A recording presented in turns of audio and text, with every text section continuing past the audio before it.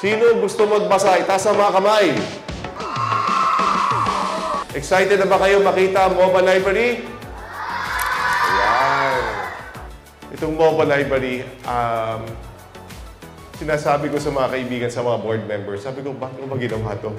Ang katotohanan po niyan, hindi madali gawin to. Ang katotohanan, walang maiiba sa buhay ko kung hindi ko po ginawa.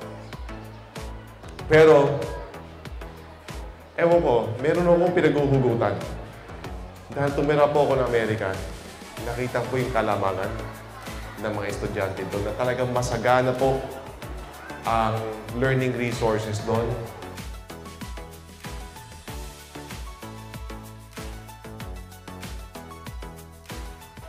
Kaya naman po dito sa Samal, pinapalakpakan ko po si Mayor Alex na nagtayo po ng aklatan.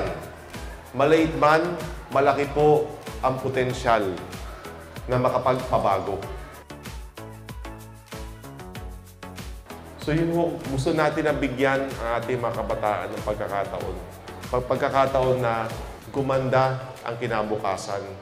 Hindi po mangyayari yan kung hindi po sapat ang edukasyon, kung hindi po sila natuto babasa.